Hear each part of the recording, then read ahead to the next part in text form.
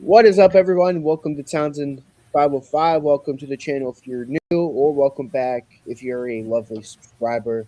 Today, me, Jason, and Scott will be continuing through our journey through The Who. Yes, we are on 1975's The Who by Numbers. How are we doing today? Good. Doing good, doing good. I'm doing amazing. My New York Knicks, they have won the Eastern Conference Yeah. Finals in dominant fashion. They, Yeah. they are just blowing out every team that they've come across. They are now patiently waiting for who's winning, whoever wins the Western Conference Finals. OKC Thunder, they have their shot to win it tonight. In San Antonio, I think they will, honestly, which sucks because they will be a very difficult team to beat. But we're not here to talk about that. We're here to talk about the Who and the Who by Numbers. And one thing I gotta say is I haven't done any background on this album yet, but one interesting thing about this album is they have Pete Townsend. He has gone. He is kind of at a writer's block. Like he is all the songs on this album is all the things he was able to write. It's all up top of his head. That's it. You know, he was. I'm thinking because Quadrophenia was such a big album. Well, these past three albums, if we're not counting Odds and Sods, that's not real. That's a compilation that Whistle Nate. But if we're talking about albums that Townsend was writing, you know, you have Tommy, who's next, which would have been Lifehouse, and then you have Quadrophenia, like these three big albums that Yeah. wrote. Now he's at the point now where he's like, what am I gonna write now? You know, like I have nothing. You know, he's pretty much he's pretty much wrote all he could write at that point, and he just kind of came up with a bunch of stuff, and that's why I think this is why they call it the Who by Numbers, because he's kind of like, well, this is by the numbers. You know, I really have nothing else to write about, and well, this is it. What are our brief thoughts on this album? Because this is a very dividing album amongst Who fans. Yeah, I think this is a really underrated album. I think it's actually a really good album. Uh, and the more I listen to it, the more it kind of actually, I think, gets better. And the more I'm highly on this album and more it's going up my rankings, actually. I know it made my top 10 favorite albums of 75, which we did not too long ago. Um, yeah, I think that there's a lot of people that consider this towards the bottom of the list of Who albums. I actually consider it towards the top of my list. It's a again not there's one maybe hit song off here, one song that's pretty well known, I think, and that's it. Everything else is just new discoveries and hidden gems. For anybody that isn't a major Who fan, doesn't know the Who very well. Lots of great stuff in here that aren't considered like songs that are on the radio or that people talk about. So I think it's a really great album to talk about. So, when I first listened to all their albums, did not like this one very much. And as you can see by the fact that I have the CD and not the record, I don't listen to it as much. But I bought the CD because I wanted to like it more. I thought maybe I just need to listen to it more. Maybe I didn't quite get it. We'll see if my opinion changed. I didn't like it the first time I heard it, but um, I'm excited to get to talk about it today because we'll get to see if my opinions have changed a little bit on this one after repeated listens. Yeah, kind of showing what I was talking about before. This is a very dividing album among true fans because there's uh, I know people who really enjoy this album, but then I know people who are like, this is this is a very weak album.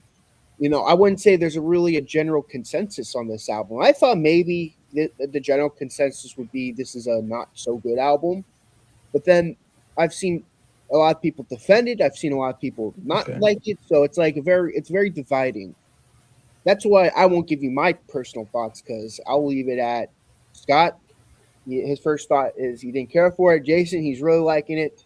We'll see where I stand on the matter. I'll be the middleman. I'll be the deciding Yeah. factor. Okay. But we opened the album up with a hit song. Actually, you'll be surprised. This actually was decently big hit back in the day. Now, it's kind of not remembered. It's never played on the radio, but back then it was a decent hit. That is Slip Kid. What do we think about Slip Kid? Open up the album. Yeah, I mean, this was a decent opener. It's a kind of rock song, so it's a nice upbeat rock song. I think it has a nice guitar riff overall through it, and also there's a really nice guitar solo as well in here. So I think guitar playing is pretty good here.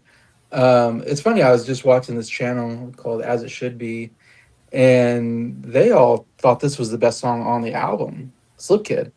And I don't know, for me, it's actually not. It's towards the bottom of my list on the album, and it's still a solid song. I liked Slip Kid. I thought this was a pretty good way to open the album, especially the big kind of anthemic chorus with the Slip Kid, second generation. I thought that was pretty good. Good guitar playing on here, and kind of just an energetic, up-tempo way to start the record off. I like this one. You know why I think they have it as their favorite song, Jason? I think it's biased because this was a hit single back in the day. Because there's a single. Yeah, sometimes it's biased. I think that's the reason why it's their favorite because I heard it was pretty big back in the day. Huh.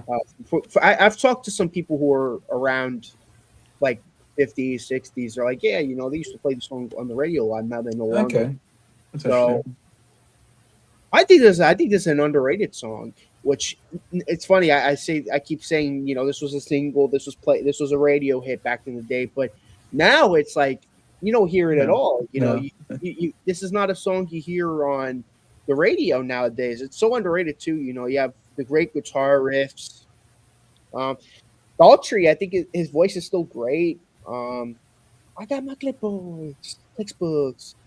Yeah, I'm off to the Civil War. I think it's like one of them's like something about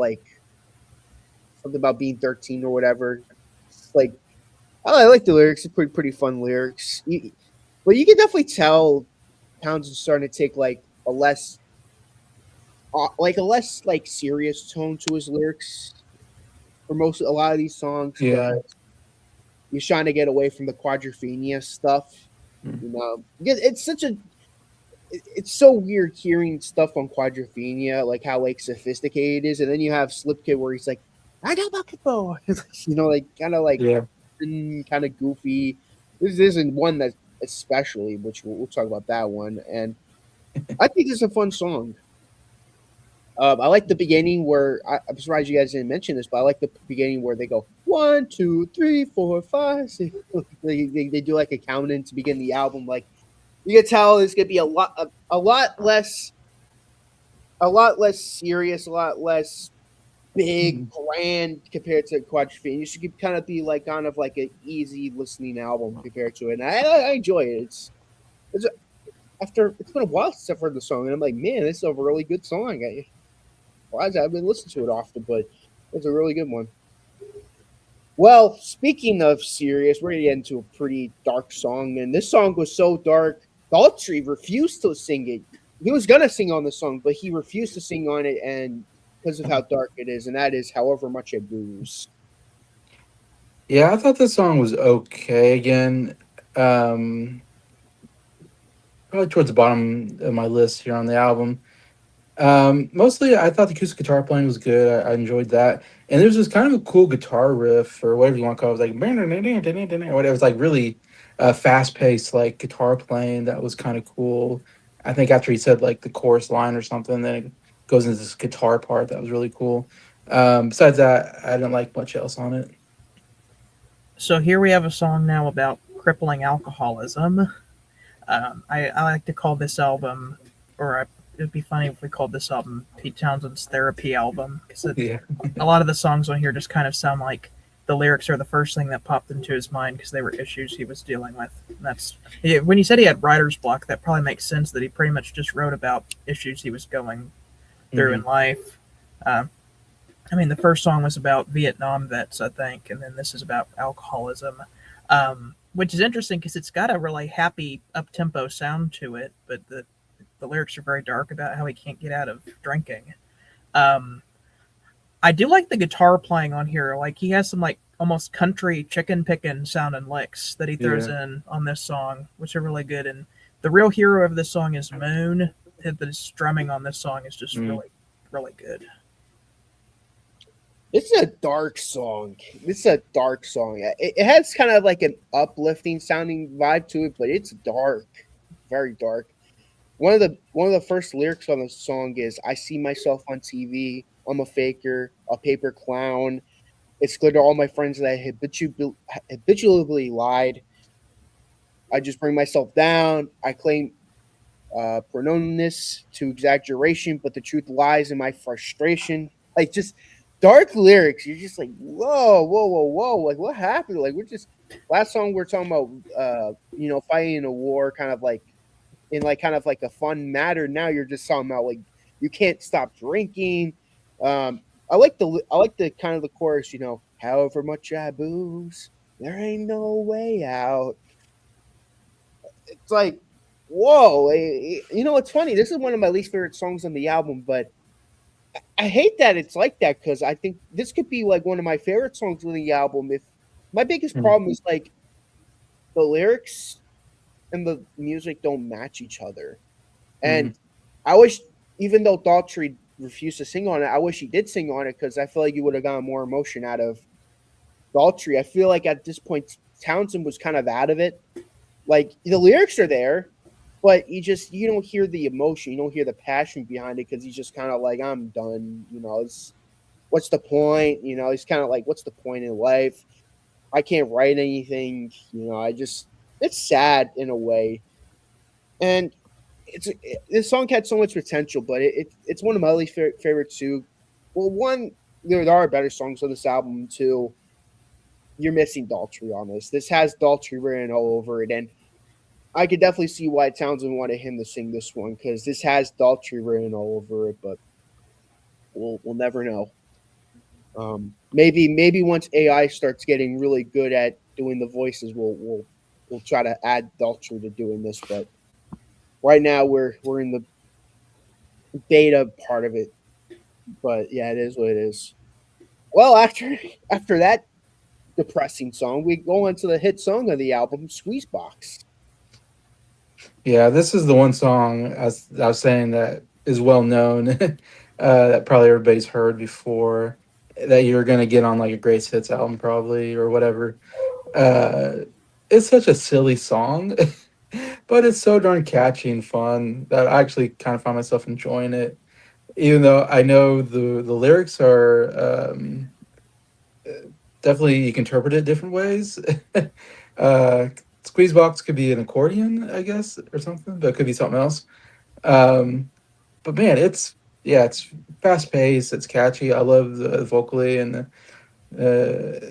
Dad, Mama's got a squeeze box. Daddy can't sleep at night. I mean, man, it's really fun, and the in and out, and it's good.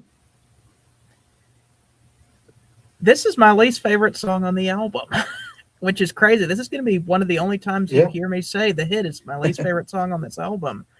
This has always been like my least favorite of their hits. Like Yeah, every yeah. other one, it's like I understand why this is a big hit. My Generation, Boris the Spider, I Can See for Miles, Pinball Wizard, Baba O'Reilly, Mhm, Love Reign Over Me. I'm like those are all like, yeah, those are amazing. This I'm like, it's too stupid. mhm. Especially whenever you listen to the rest of the album, this song is just compared to the rest of the Yeah, yeah. the more personal lyrics on this album, it's just a stupid song. And I'm just like, it doesn't mesh well with the rest of the album. And even as a single alone, like there's other songs I'd much rather be listening to. It's just too stupid for me. I I'm between Jason and Scott. Like, I really like this song, but at the same time, it's like, what the hell is it doing on this album? Is it like this is a song that you put on odds and sods? Yeah. Like a compilation of songs that there's no theme, there's no real rhyme or reason. That would have been much better on that album.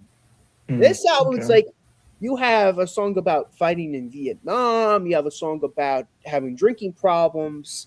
Now you're having a song about possibly about an accordion or about Cooch.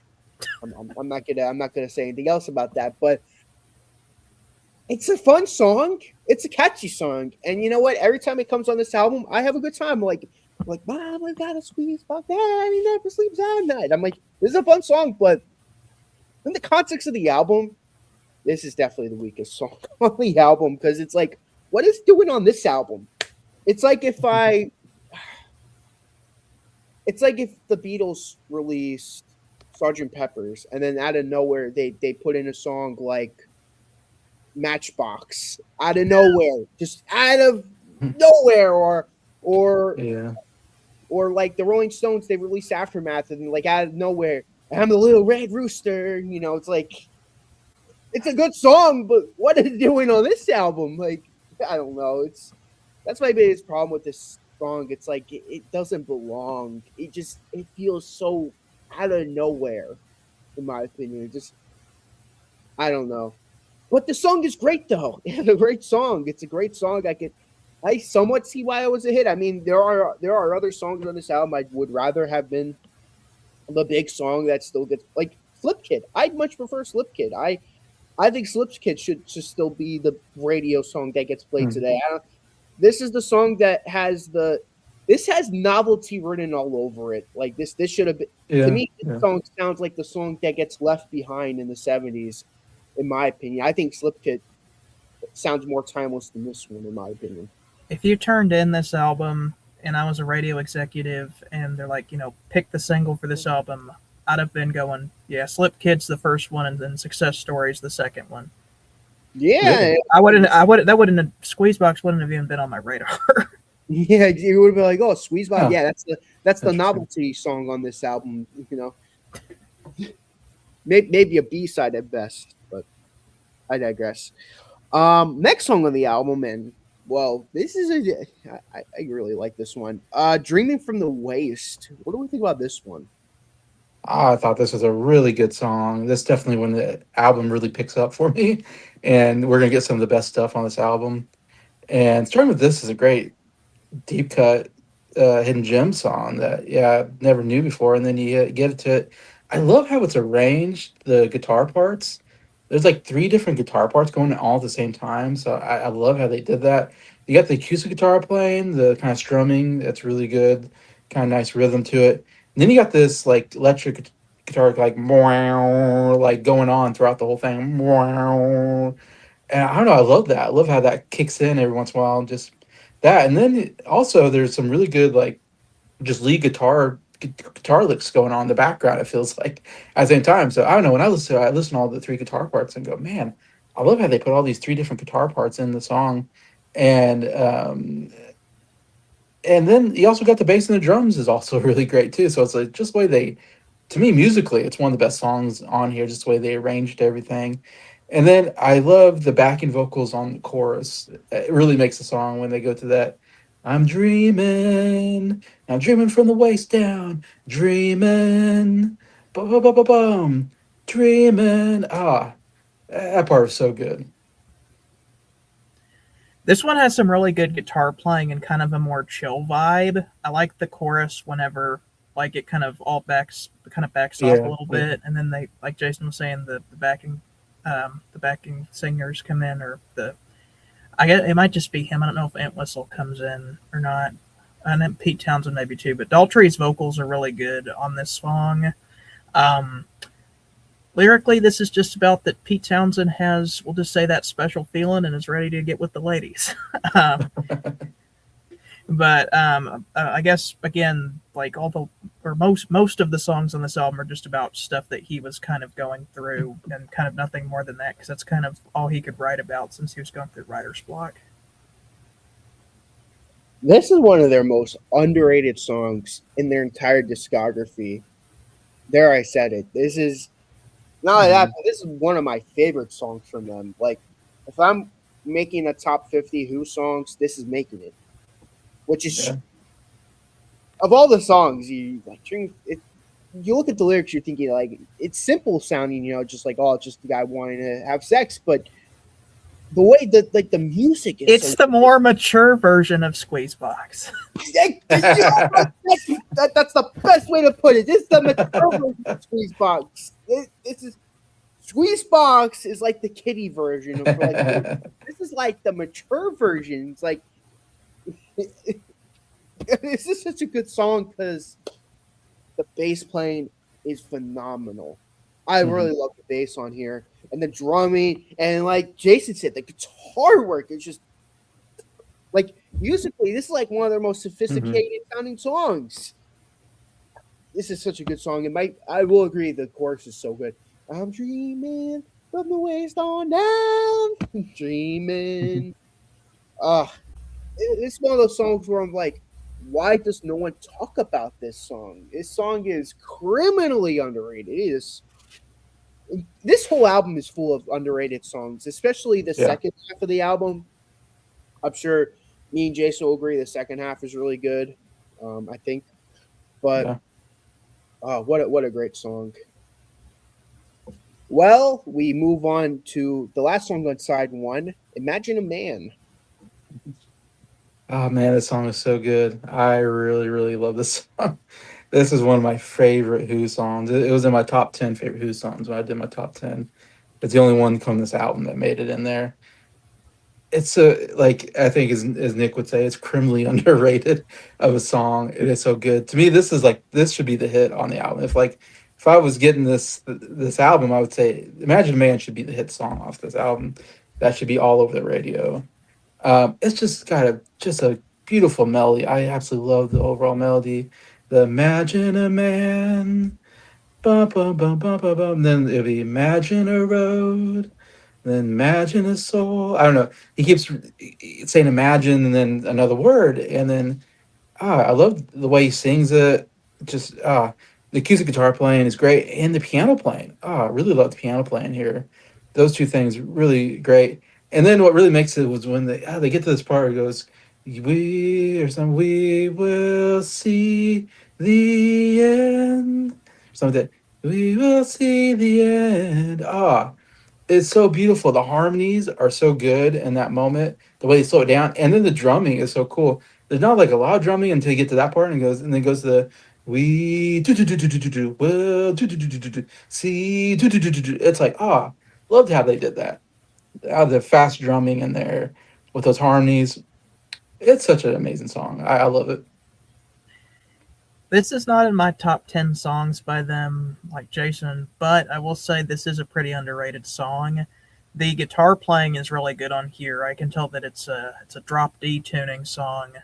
The main acoustic guitar riff is really good, and Daltrey kind of is using his more, I guess, normal voice, his more ballady singing voice. Mm-hmm. Like, we're not quite dipping into Tattoo territory, but it's more like, Behind Blue Eyes kind of voice, kind of very similar vocally to Behind Blue Eyes.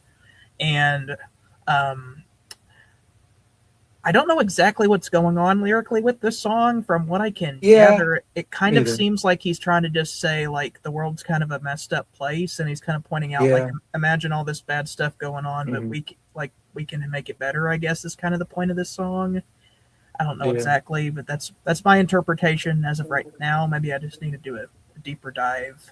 So this one maybe not be as personal, but more just like social commentary, I guess. I could see that. But this is one of the best songs on the album. This song is one of my favorite Who songs. This is a Who song that would make my top 25. It's just like, again, this is an underrated song. I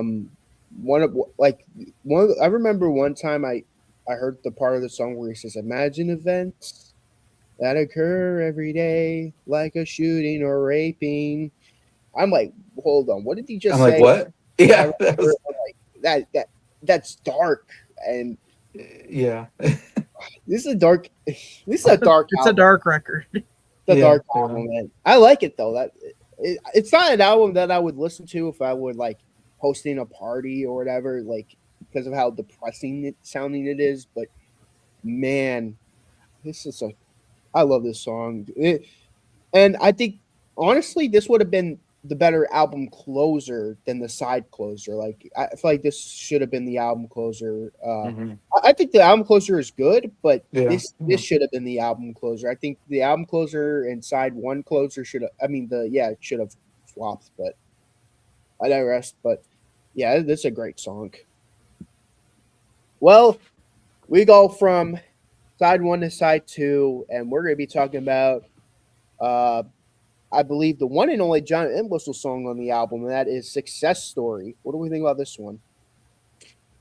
This was my least favorite on the album. Again, it's not terrible. It's like okay at times, but there's one part where you get this. I call it the creepy voice. It's like the Boris the Spider voice comes in. I'm like, what the heck is going on? It just comes in all of a sudden, and I'm like, it's got to be Entwistle because he's done this a couple times. It comes with this really low voice, and, rah, rah, rah, and I'm just like, oh my god, I hate when he does that. It's fairy And god manager.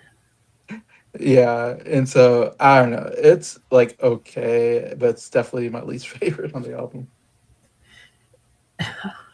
This is one of my favorite songs on the album. I think it's fun and it's kind of in the same vein as My Wife. Hmm. It's kind of a funny story about this musician who's just going through life events, and it's I guess partially based on the life of Little Richard because they say that like he's giving up his music going to get religion or whatever, and that's a reference to Little Richard, I think, when Little Richard quit to Yeah, like because he found Jesus or whatever it was that he was going to find religion instead of making music. yeah. And the funniest part is whenever they're talking about, I'm gonna go make my record, and then they says take 276. This used to be fun. Like that's the funniest part.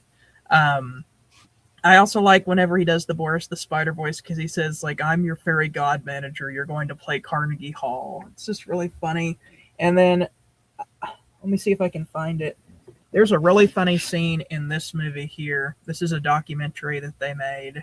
Came out Uh, shortly after Moon died, where this song plays, and John Entwistle just with a very stern face walks out of his house, and he's got a big stack of like he has all these gold records hanging on his wall, and he picks up all the gold records off of his wall and goes outside and like gives the gold records to another person, and with a real stern face, like while this song is playing, he picks up a shotgun and throws the gold record. He's shooting his gold records my gosh. for no reason other than No like reason. just to kill time or whatever.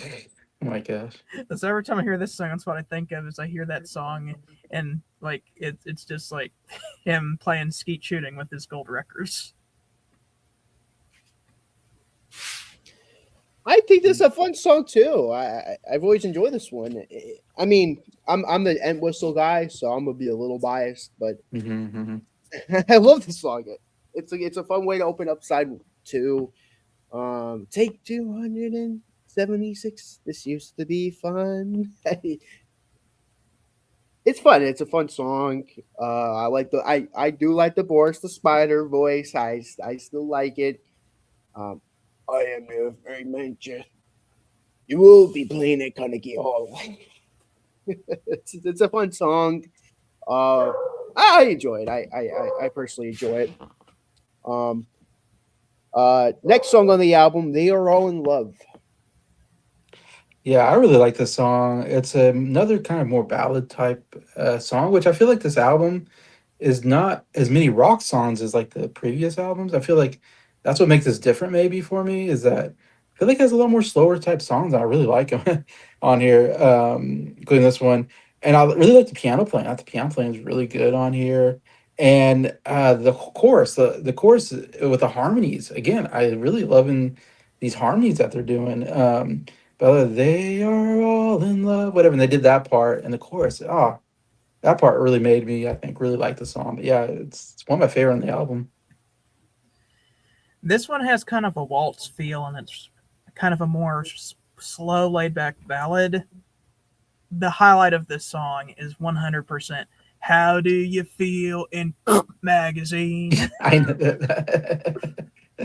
That's my favorite part of the song. It makes me laugh every time. I love this song. I think Nicky again, how to pronounce the last name. Yeah, Hopkins, I think it is. Yeah. Hopkins. He did the piano work on the song. Oh, And okay. The piano's great. the piano's amazing. And this is another underrated song. I like Daltrey's voice. Has such a commanding voice. Has like a soft but commanding at the same time.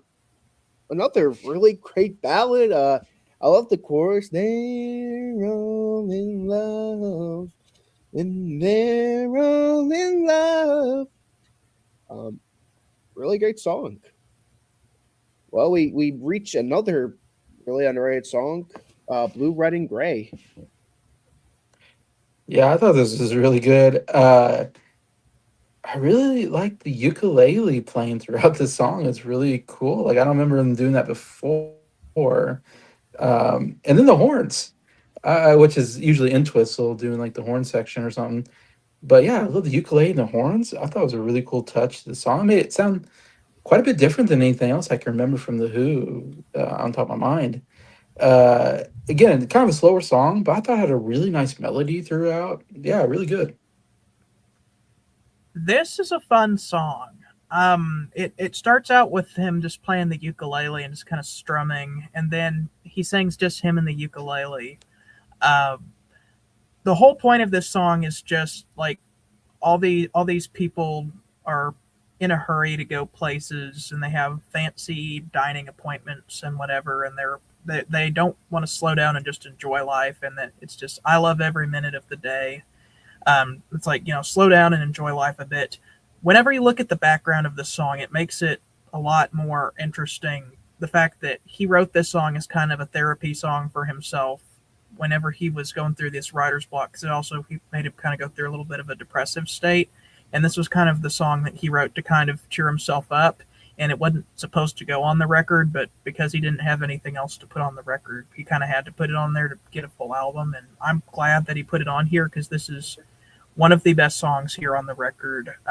Then whenever the horns come in from John Entwistle, kind of just augments the ukulele chords really well and makes for a really cool, just vibey song. Mhm. This is a beautiful song. Uh, I remember hearing like he was at a point where he wanted to off himself, and this song was kind of like a therapy to him. Like, Mm. and I could definitely hear it. Like, I love every minute of the day.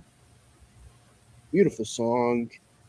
Um, yeah, it's just another great song. I don't have much more to add because it's just the music speaks for itself, and this has always been one of my favorites on the album. I remember. I think this is still my favorite on the album. I know I don't like spoiling things, but it's my favorite album. It always will be. Um, we get to the next song on the album. How Many Friends? Man, I thought this was such a great hidden gem discovery on the album. I thought this was so good. I think lyrically, it's my favorite song on the album. Like, I really listened to the lyrics and really was like, wow, like, it's really interesting what he's saying here about, he says, how many friends have I got? I can count them on one hand. I don't know. I love that lyric. I was like, man, I think I felt that way in my life. As you get older, I think when I was a kid, I had a lot of friends because I was at school and I was with my friends and we were hanging out, all this stuff. And then you become an adult and then you like, you're working and paying bills. And then I don't know. It's like I don't hang out with friends really as much, except for like on YouTube. But like in my life, like I don't really have a lot of friends I hang out with. I'm by myself almost all the time, doing my own thing. And yeah, and you go, gosh, how many friends have I got? And then that line of the chorus, like, how many friends have I got that love me, that want me? How was it go? That love me, that want me, that something about who I am. And it's like, I don't know, to me, it's like, yeah, like I got friends, but how many friends I've got that are like my close friends that I can really talk to and tell them stuff about what's going on in my life, and really trust their friendship, trust them, you know, be for me to be vulnerable, I guess, and to really listen to what I have to say, and be a good at listening. I don't know. I don't know. It really made me think about like my own life, about friends and stuff like that. I thought it was great, and again, that chorus so good. Bass playing amazing. This is one of my favorite off the album. One of my favorite discoveries. I'm with Jason. This is lyrically the best song on the album because it's like you can say you have all these acquaintances and people you hang out with, but then you would think like how many of my friends are really that close. It's like Hmm. very very deep thinking with that Hmm. song.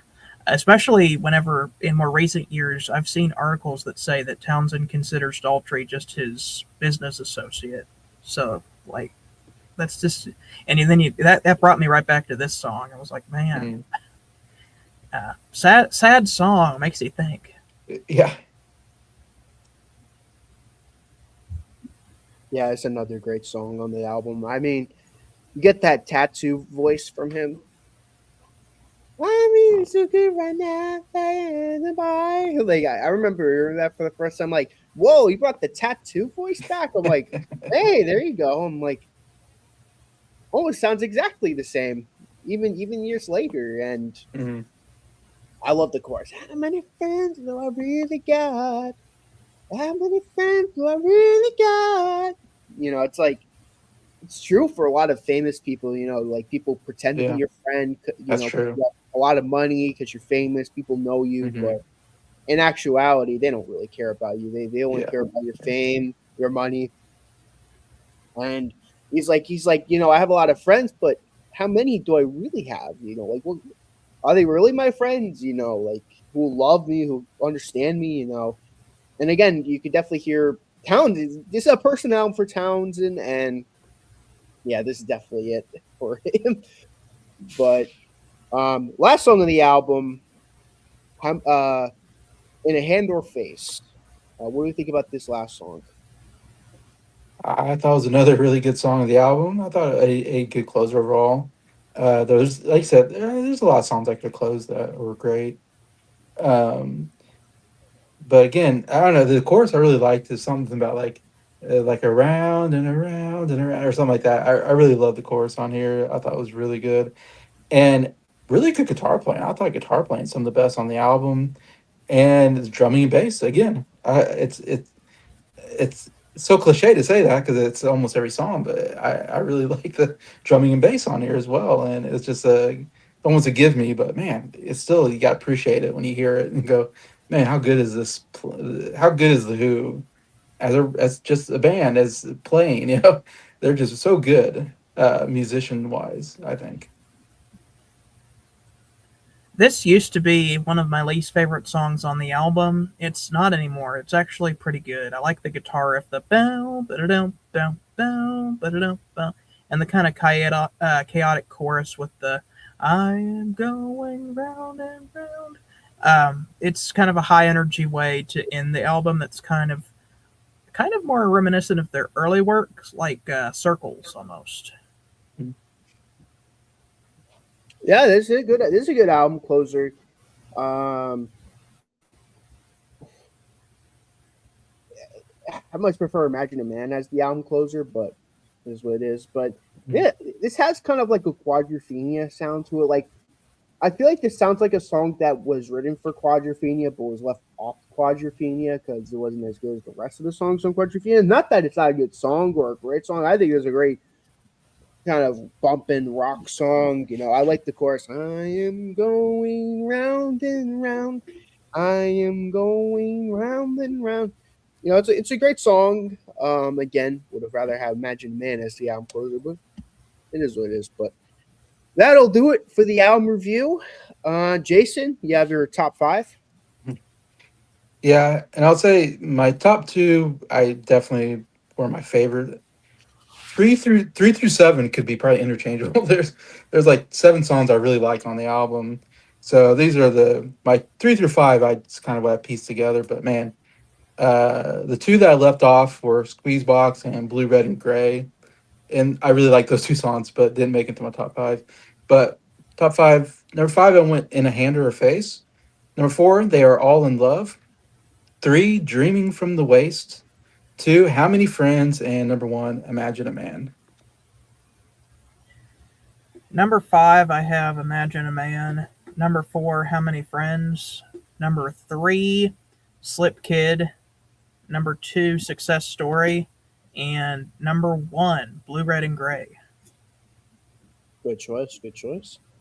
Number 5, I'm gonna go with Success Story. Number 4, Dreaming from the Waste. Number 3, They Were All in Love. Number 2, Imagine a Man, and number 1, Blue, Red, and Gray. And as what are your guys' scores going to be? I'm giving this a 9 out of 10. I actually think it's going up my rankings. It's one of my favorite. Like right now, I think I have Who's Next 10 out of 10, Tommy 9 out of 10, and this 9 out of 10. So this is my top 3 right now, which is probably a crazy thing to say, but Who are you, I really like this album. How about Who Are You? Well, yeah, that's gonna be, yeah. Oh, your top He's 4? talking about of the ones we've done so far. Sorry. My bad. Yeah, we'll get to that one next time. That's definitely going to be up there. I was like, okay, never mind. What are you going to rate it? Is it better than your first listen? Yeah. So every time I listen to it, I'm like, there is some good stuff on here, but I don't think this is ever going to be one of my favorite albums, and I'm kind of going to have to be okay with that. I'm going to give it a 7.5 because there is some genuinely good stuff on here, but I don't think I'm ever going to listen to this as much as, say, Who Are You, Who's Next, Tommy, even Sell Out. I don't even think I like it as much as, say, like My Generation.